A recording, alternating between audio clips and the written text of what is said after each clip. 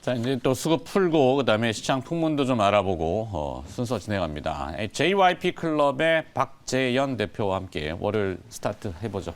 어서 오십시오. 안녕하십니까. 자, 외국인 기관 수급 들여다봤는데 별 특이 사항 없는 것 같아요. 사실 공통되게는 DOU가 좀 있는 게 눈에 보이고. 네. 근데 DOU. 좀 큰 줄기와는 좀 관계 있는 거라고 아니라고 생각을 해서. 그렇죠. 금요일이니까 저거 딱 보고 그들도. 와 오늘 사야지 이런 생각을 좀 안 하셨으면 하는 작은 바람이 네. 있는 정도고요. 저것 따라서 오늘 매매는 카피 네. 뜨기에는 좀 그렇고. 개별주 중에 버킷 스튜디오 이런 게 들어있는데 큰 의미가 있나요? 그래서 그 의미는 크게 없다고 보고요. 이렇게 쭉 봤을 때는 그냥 단순히 본다면 그래도 저 안에 기아라든지 네. 천보라든지 이런 기업들, 준서 엔지니어링 이런 것들이 들어있다라는 게 아직은 그래도 좀 더 전기차와 주도주들이 이차전지? 그대로 간다라는 생각을 더 가지시는 게 좋을 것 같고요. 어디로 간다고요? 주도주들. 아, 주도주. 네, 그래서 SK 이노베이션, LG화학 이런 기업들이 상당히 많이 포함되어 있다라는 점을 봤을 때 이 중심을 이제 조금 흔들렸거든요, 지난주에. 네. 소재주 같은 경우에 많이 흔들렸는데 이런 것들은 좀 너무 이렇게 여러분들이 그냥 또 한 번 딱 먹고 나가야지 이런 생각보다는 사실 시장이 커지는 거를 좀 봐주셨으면 좋겠고 네. 기아 같은 경우에도 EV6? 그러게요. 저 길에서 한 번 봤는데 네. 또 아이오닉 5하고는 이게 좀 아우라가 다르더라고요. 확실히 예쁘다는 생각을 좀 받게 돼서 디자인이? 불만 안 나면 참 좋겠다 이런 생각을 하게 되는 그런 거였고 스웨덴에서 또 1등했다 이렇게 얘기 나오니까 네. 기대가 더 되지 않나? 이런 앞으로의 줄기를 좀 더 기다려 주셨으면 하는 생각도 있는 것 같아요.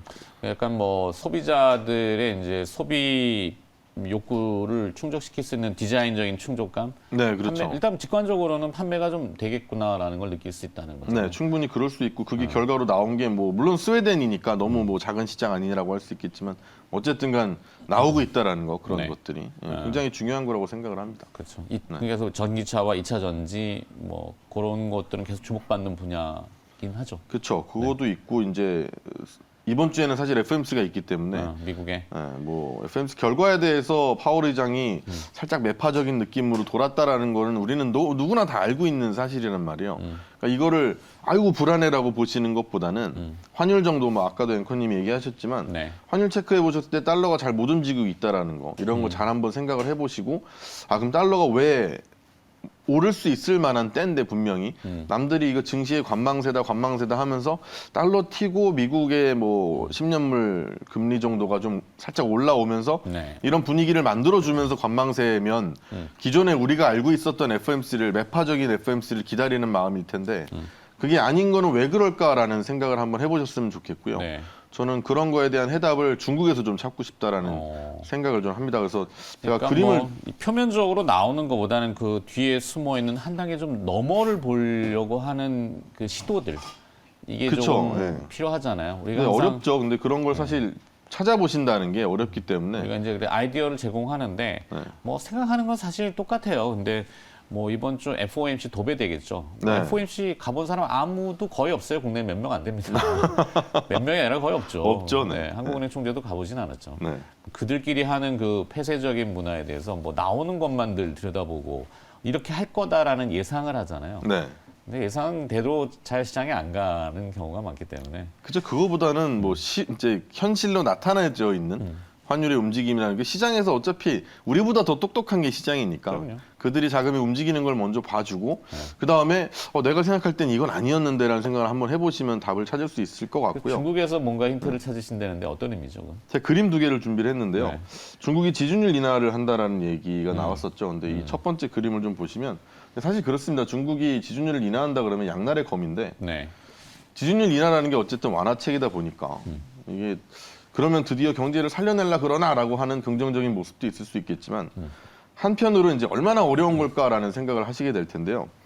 요 그림만 딱 보시면 될 것 같아요. 사실 중국이 정책을 바꾸면서 유동성을 올려놓을 때 그 뒤에 저 노란색 부분이 음영으로 된 게 이제 차이나 PMI거든요. 네. 중국의 이제 경제가 성장을 하면서 올라온다라고 할 때 그 뒤에 따라오는 게 시간차를 두고서 저건 이제 달러하고 위안화의 관계가 이제 초록색 선으로 되어 있는데 저 역축으로 되어 있거든요, 우측에. 그래서 올라가는 게 이제 위안화가 강세 쪽이거든요. 네. 위안화 강세를 최근에 보였던 2017년 그리고 2020년 저 빨간색 화살표로 보여지는데 저 때 그냥 단순하게 우리나라 증시를 기대를 해보셔도 생각을 해보셔도 2017년은 박스권을 깨고 올라갔던 해고요.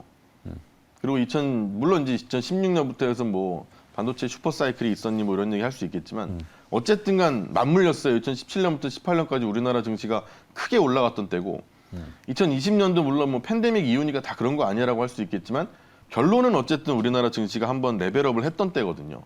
그럼 과연 지금 이제는 PMI가 또 바닥에 지금 중국 PMI가 바닥에 와 있는 상태에서 유동성을 막 공급하기 시작했다고 한다면 저기서 이제 올라가기 시작하는 PMI가 다음에 위안화에 또 강세를 만들어 줄 때 대한민국 증시에는 또 한 번 레벨업이 찾아올 수 있지 않겠냐라는 아이디어로 보신다면 사실 그러면 앞으로 위안화의 굉장히 강세가 확장성인데. 예상되는 상태고 그럼 달러가 지금 오르기가 좀 어렵죠. 그럼 이렇게 한번 좀 길을 한번 짜보신다면 지금 당장 FOMC를 앞두고 있는 상태에서 너무 불안해하지 않으셨으면 하는 생각을 좀 갖게 그러니까 합니다. 구매 관리자 지수인데 사실 저 그림이 지금 지칭하는 바 위안화의 가치는 최근에 절상이 오히려 됐어요. 많이 됐죠. 네.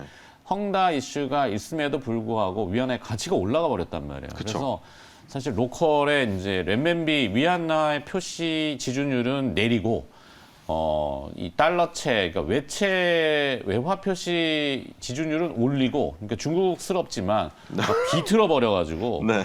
위안화의 절상을 지금 방어하려는 모종의 움직임들인데 하여튼 뭐 위안화가 헝다 이슈라는 것만 놓고 보면은 중국이 무슨 일이 나나 도미노로 어떻게 뭐가 그쵸. 되나 이게 네. 아니라 실제 움직이는 그 자금의 구성도를 봤을 때는 중국도 태동하는 분위기가 뭐 있고 우리는 또 거기에 항상 양쪽에 걸쳐 있잖아요. 네. 그 중국에. 근데 중국이 많이 따라가는 편이기도 하고 하여튼 그 아이디어는 굉장히 확장성이 큰. 네.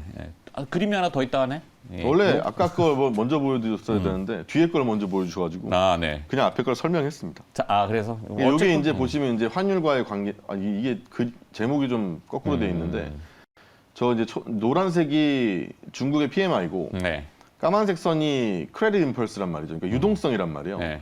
유동성이 바닥을 지금 친 상태고 바닥에서 치고 정책적으로 올라갈 때 아, 그 뒤에 시간차를 두고 PMI가 따라왔거든요. 오케이. 여기다 다음 그림 아까 했던 걸 연결을 시킨다면 PMI 올라가고 환율이 또 중국 환율이 이제 강해진다면 중국의 통화 가치가 그렇다면 이제 원화 가치도 강해질 수 있는 그러면서 증시가 뛰어오를 수 있는 이 네. 두 개를 거꾸로 아까처럼 보신다면 네. 될 것 같다라는 생각이. 하여튼 뭐 그림이 조금 어려울 수 있지만 논점은 저렇게 퐁당퐁당 당겼지만 이게 바닥에서 돈다라는 의미를 그쵸. 해석하는 거죠. 네. 저도 머니클럽에 자세히 설명해놨습니다. 네. 전에 머니클럽에 그 깨알도 광고를 한번 해주시고. 네. 자, 그리고 또 이슈들이 있잖아요. 연초에 이제 CES 네. 하고 뭐 JP 모건 헬스케어 뭐 이런 이슈들을 매번 이제 반복적으로 얘기하는데 CES가 먼저긴 한데 네. IT 쪽? IT 쪽은 제가 너무 여기를 나와서 얘기를 많이 해가지고 간단하게만 좀 짚고 싶은데 네. 외국인 수급이 요새 몰렸냐 해서 뭐 사실 11월 전체로 봤을 때 코스피에 1조 한 6,500억 정도가 들어왔고요. 코스닥에 8천억 이상이 들어왔어요. 그래서 거의 한 2조 5천억 정도 우리나라 증시를 순매수를 외국인이 11월에. 해줬는데 그렇죠. 그렇죠. 근데 그 안에 여러분들이 가장 이제 최근에는 옛날엔 제일 좋아하다 요즘 제일 싫어하는 뭐 삼성전자라든지 뭐 SK 하이닉스라든지 이런 게 포함이 되어 있거든요. 네. 사실 11월에는 요즘 뭐 개인들이죠. 개인들이 곧버스를 사느라고 네. 이게 왜 그런가 했더니 저도 이제 저희 구독자나 이렇게 물어봤더니 어디서 자꾸 2,600을 간다는 얘기를 한다고. 그렇죠. 이제 뭐 표면적으로는 오미크론도 나오고 거기에 오미크론과 별개로 미국은 긴축을 한다 그러고 뭐 달러가 강해질 것 같고 환율이 솟구치면은 또 우리 주식시장은 내려앉는 형태이기 때문에 뭐 그런 형태로 그러니까 표면을 가지고 해석하면은 오류할 수 있다라는 거. 그렇죠. 충분히 우려할 수 있는데 아까도 뭐 우리 환율 얘기를 계속 했지만 그런 현상에서 보여지는 것도 있거든요. 네. 먼저 우리에게 분명히 답을 주는 지표들이 있는데 그거를 보시면 그래도 내가 뭐 삼성전자를 굳이 팔지언정 네. 곧버스를 사진 않았을 텐데라는 네. 생각을 좀 아쉽다라는 생각을 저는 갖게 되는 건데 그런 기사를 보면서 좀 아쉽다라는 생각을 하는 거고 그렇죠. 뭔가 요즘 좀 한번 흔들렸었잖아요, 사실. 근데 그 흔들릴 때도 이 차트 같은 걸 이렇게 펼쳐놓고 줄을 쭉쭉 긋고 이제 여기 이탈하면 어디까지 무슨 뭐 이런 거 하시는 분들이 되게 많거든요. 네네네. 이거를 듣는 순간 약간 좀 내 계좌가 이상해질 수 있다라는 아. 걸 좀 기억하시고 네. 좀 더 시황적인 느낌에서 항상 우리 또 최희만 앵커님이 얘기를 해주는 거를 우리 시청자분들 많이 아니요, 저도 들으셨으면 헷갈릴 좋겠다는 때가 생각이 많아요. 들어요. 저도 헷갈릴 때가 있어가지고 뭐 이루 갔다 절로 갔다가 막 뭐 우왕좌왕할 때가 뭐 사람인지라 어떻게 그걸 딱 알겠어요. 근데 이렇게 보니까 좀 달라지는 느낌도 들고. 줄긋군 하지 말자 약간 네, 이런 거죠. 오케이, 네. 오케이. 찍 줄도 네, 이건 하지 말자. 자, 미국에서 보니까 아까 자막 나갔습니다만 네. 이제 우리 뭐 매크로 얘기는 사실 좀 그렇고 마이크로하게 기업을 봐야 되니까. 네. 미국에서 되게 가장 독특했던 기업은 오라클의 15% 상승이란 네네. 말이죠. 네. 이 오라클이라는 회사는 많은 의미가 있긴 한데 이제 조만간 12월 달에 또 영화 개봉하잖아요. 뭐 개봉하나요? 매트릭스 네. 버전이 거기 오라클이라는 인물이 등장해요. 네, 약간 IT의 창조신 같은 네. 이 데이터를 가지고 있는 어마어마한 빅 기업인데 주가는 최근에 곡장을 못 봤다가 갑자기 솟구쳤단 말이죠. 오라클이. 네. 그리고 뭐 애플이나 마이크로소프트도 같이 2%씩 뛰었는데 네. IT도 색깔이 좀 달라지잖아요. 그렇죠. 그래도 여기에 이제 우리 적응을 해야 되는데 맥을 읽어야 됩니다. 뭐 우리가 아주 항상 보면 흑백 논리로 뭐 IT 뭐 그러면 뭐 소프트웨어냐 하드웨어냐 그리고 또 뭐 가치주냐 뭐 성장주냐 이렇게 구분을 하는데 시대가 좀 변했죠. 네, 구분을 좀 달리 져야 된다. 그래서 오늘 준비하신 기업이 굉장히 독특해서 자, 이 기업을 보는 이유가 뭐예요? 대한항공을 대한항공. 네, 데리고 왔는데 사실 이 대한항공은 오미크론, 뭐 바이러스, 여행, 뭐 항공 수요 이렇게 보잖아요. 거기에 조금 창조적인 게 이제 화물 수요 네. 이렇게 했었는데 저는 조금 더 달리 보고 싶은 게 앞서 이제 박지원 대표하고 우리 잠깐 얘기 나눴었는데 이 대한항공이 가지고 있는 빅데이터. 지금 꽂혀 계신 거랑 딱 맞죠. 그렇죠. 저는 지금 데이터에 꽂혀 딱 있단 맞죠, 말이에요. 그죠? 지금. 네. 네. 그러니까 내년에 더 커지지 않을까라는 생각을 특히 많이 하는 기업이 내년이 아니라 뭐 내년 내후년까지도 한 번은 굉장히 커질 수 있다라는 생각을 하는 기업인데 국내 여행객에 대한 빅데이터는 여기 다 가지고 있잖아요. 그렇죠. 그러니까 뭐 표면적인 얘기와 그런 이제 IT와의 얘기 뭐 결합을 한번 생각해 보시면 네. 표면은 너무나 명확하단 말이죠. 그렇죠. 아까 말씀하셨듯이 화물 운임이 좋으냐, 네. 매우 좋단 말이죠. 여객이 나쁘냐, 매우 나쁜데 여객이라는 게 사실 2020년 전, 2019년 때와 지금을 비교하면 한 20분의 1로 줄었단 말이에요. 네. 그럼 걔가 줄어야 얼마나 줄겠어요. 이제 옛날이 100이면 지금 5인데. 그럼 이게 줄을 건 없고 늘을 거밖에 없으니 오미크론이 퍼지든 뭐 하든 사실은 상관없단 말이에요. 네. 그리고 화물 운송은 얼마나 늘었느냐. 수요는 뭐 너무너무 많다 보니까 현재 화물 운임 같은 경우만 하더라도 4분기 화물 운임이 3분기보다 20% 넘게 상승을 한다라고 얘기를 한단 말이에요. 그러니까 매출 그로스나 지금 뭐 영업이익 들었는데 줄지가 않아요. 사상 최고치예요 지금. 그래서 사상 최고치 물론 실적을 조 속에는 이제 약간 마법이 있죠. 좀 비용을 깎고, 그쵸, 이제 임금을 비용도 많이 동결하고, 깎죠. 네, 이런 뭐 구조조정을 좀 하고, 그거는 뭐 사회적인 얘기니까. 하여튼 어쨌든 기업 간 입장에서. 얘는 오미크론이 퍼지든 뭐가 퍼지든 이번에 또 한 번 출렁임을 받았기 때문에 네. 사실은 이 회사의 바닥은 어디다라는 걸 시장에서 정해줬어요 이미. 그러면 그 다음 생각을 우리는 해야 되는데 그렇죠. 그럼 이 기업은 실적적인 측면에서는 여객이 언젠간 살아난다는 걸 생각했을 때와 네. 뭔가 팬데믹 이후에 우리가 가장 걱정했던 컨택트 기업들은 망하는 거 아니야였거든요. 근데 실적을 잘 내면서 재무제표는 좋아지고 있지. 근데 아까 말씀하신 것처럼 빅데이터라는 것도 함께 뭐 섞어 본다면 물론 그 데이터가 아주 디테일한 것보다는 그건 아니지만 그렇죠. 네. 어느 나라를 갔건 어느 정도 수요로 뭐 어떻게 했건 연령대별로 뭐 성별로 근데 적어도 내가 뭐 비즈니스 트립인지 그렇죠. 아니면 뭐 그냥 사이트싱인지 뭐 관광인지 정도는 알 수 있는 데다가 내가 주로 가는 곳들이나 이런 것들의 맞아요. 빅데이터가 분명히 있을 거거든요. 그렇죠. 거기 생각보다 왜냐하면 많은 그 게 써 있단 비행기 말이죠. 안에는 독특하게 계급이 나눠지는 사이거든요. 네, 많이 써 있거든요. 생각보다. 이코노믹석이 있고 비즈니스석이 있고 이게 그 되게 나눠져 있잖아요. 비즈니스를 가도 업그레이드냐 그렇죠. 뭐 이런 거에 대해 다 써 있기 때문에 이런 게 전부 데이터화가 되어 있을 겁니다. 그럼요. 되어 그거를 있다면 타겟팅으로 뭔가를 커머싱 한다면은 그렇죠. 아주 쉽게 얘기해서 커머스만 갖다 붙여도 그렇죠. 사실 이게 어려운 작업이 아닌 거죠. 맞아요. 네. 네. 이 회사도 분명히 뭔가 물론 지금 뭐 논란은 많지만 하여튼 재미있는 그림들이 나올 것 같네요. 돈이 된다라는 측면에서 봤을 때는 이 회사의 바닥은 세상에서 알려줬고요. 이번 오미크론의 우려를 통해서 알려줬고요. 네네.